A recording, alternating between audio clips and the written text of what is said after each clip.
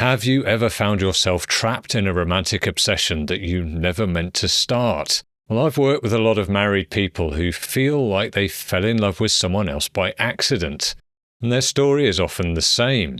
I wasn't looking for this. I'm happily married. It just got out of hand. And they didn't expect their feelings to escalate from an intoxicating fantasy into a full-blown obsession, into a state of limerence. Before they knew it, they were in too deep, and they'd become addicted to another person. Now, the emotional loss of ending that obsession feels unbearable, but so does the guilt of carrying on. In this video, I'm going to show you 5 key principles that will help you escape from this trap without wrecking your life. Hi, my name is Tom Bellamy. I'm a neuroscientist and writer, and I blog all about limerence at livingwithlimerence.com.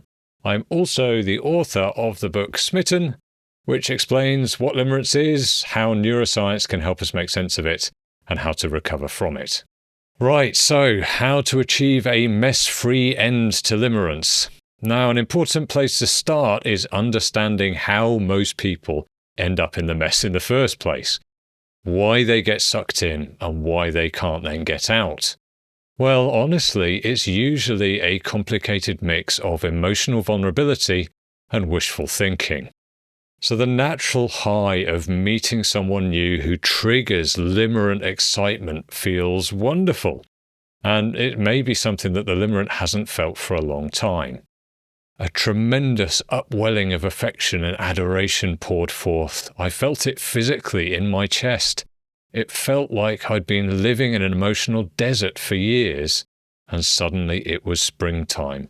Well, that means there's a powerful incentive to come up with justifications and rationalizations about why it's okay to keep on indulging. We're just friends. I can handle it. Nothing's really going to happen. As long as I don't overdo it, everything will be fine. But actually, it's playing with fire. My biggest mistake with my limerent object was thinking that if I got to know him better, the sparkle would dim. Instead, I liked him even more and developed feelings for him. Feelings naturally escalate. Indecision and uncertainty deepen the limerence, and it can transition into addiction to the limerent object. That's how I started 3 years ago. The pleasure was sublime at times, but I was kidding myself, and it has wrecked my emotional life. I'm now picking up the pieces.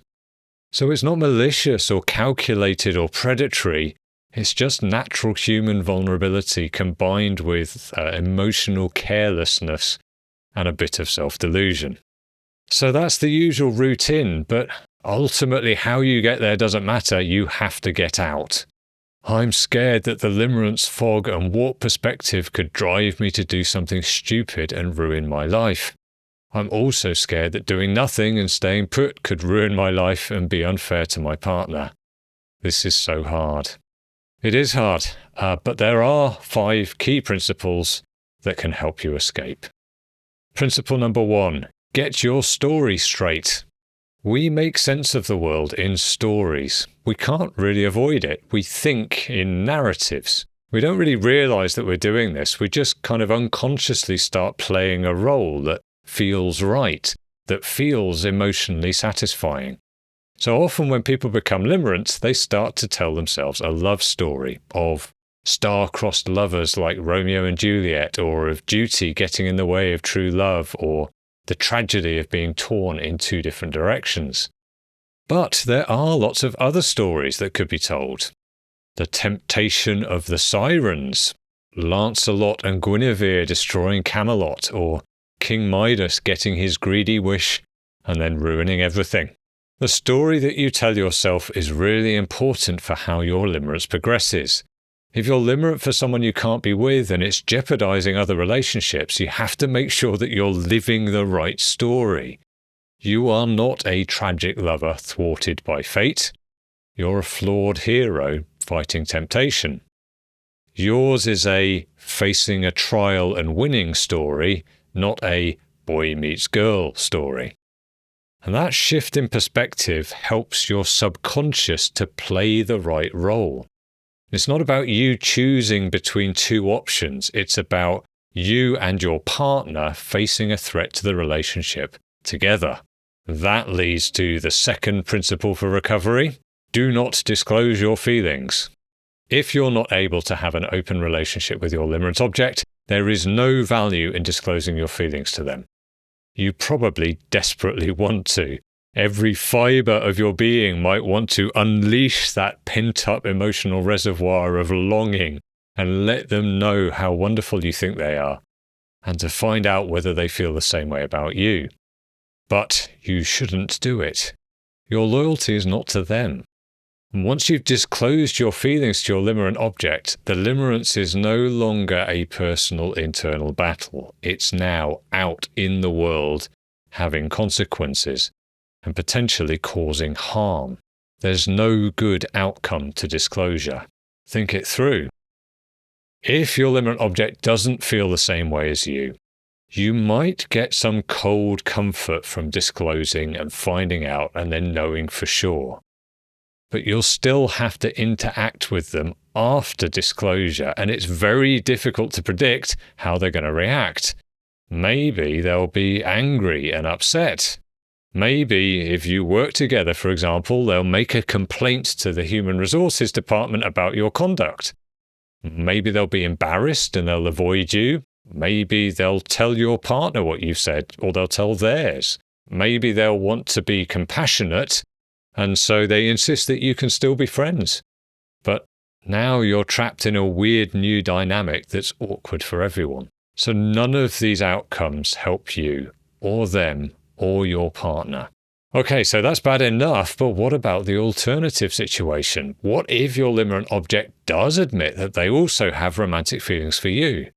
So in many ways, this seems as though it's the ideal outcome. It's certainly what limerents fantasize about, but actually it's even worse. As Lost in Space puts it, it was the most amazing feeling ever for a few minutes, and then reality hit like a ton of bricks. Now that we'd spoken about this thing out loud, we could never ever go back to the way that things were.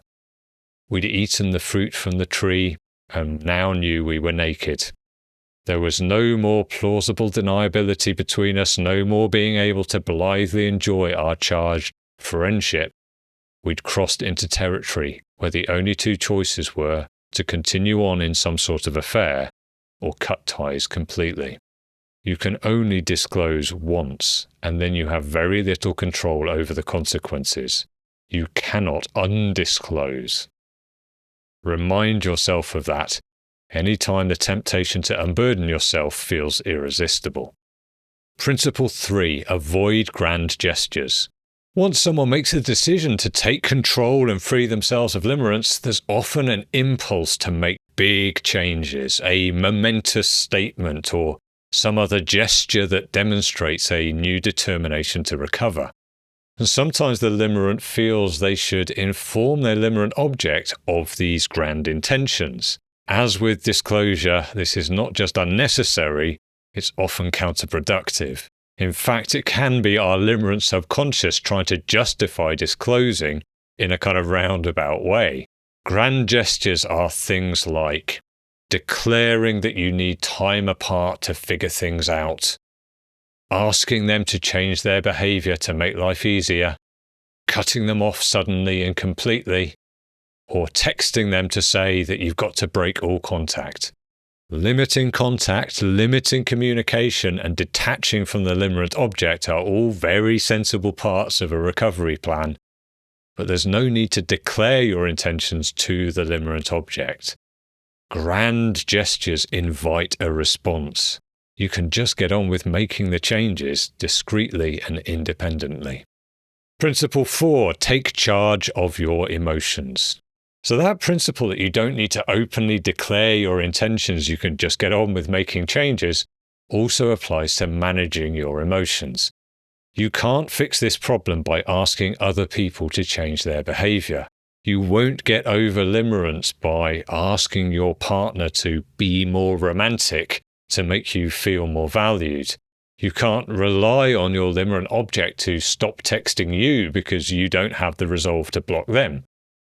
You don't need to end things neatly or get closure. And many of us feel that we can't just walk away from our limerence without some kind of ending, a goodbye or a statement of some sort to let them know why you're changing your behavior. We feel as though we owe our limerent object an explanation. In reality, there won't come a time where you've organized the rest of the world satisfactorily so that you can get emotional relief. The way to escape limerence without wrecking your life is to take on the responsibility of doing it yourself. You can't ask others to take on the burden. Relief doesn't come from externalizing your feelings. It comes from making peace with yourself. Okay, so this is a bit sort of cold shower, boot camp, pull yourself together, tough love, but it's also actually empowering. You are in charge, so you can free yourself. Principle 5, aim for the ending. The last step is to look past the limerence episode to the future that you want. And this is why taking control is so valuable. You decide your story is a flawed hero overcoming temptation. You do not disclose to your limerent object because this is a personal battle. You make no grand gestures. You concentrate on personal transformation as the route to emotional regulation, and then you look towards a purposeful future that leaves the limerence behind as a formative but sobering experience. Now, I don't know what your purpose is. It may lie in work, in relationships, in family or home or charity or art. But the whole time that you've been limerent, you almost certainly haven't been focused on it. So the end of the story that you need to tell yourself is to look back on the limerent object as someone who helped you learn important things about yourself. So someone who was significant for you, not because you had a love affair with them, but because you didn't. And you can even remember them fondly, if that helps, as someone who made you aware of your emotional vulnerabilities and who taught you some humility about being reckless with your heart. But fundamentally, they're someone in your past. Now, if you are struggling with this problem right now and you want a fully detailed plan about how to get to that state of emotional peace, check out this video next on how to overcome limerence for a specific person.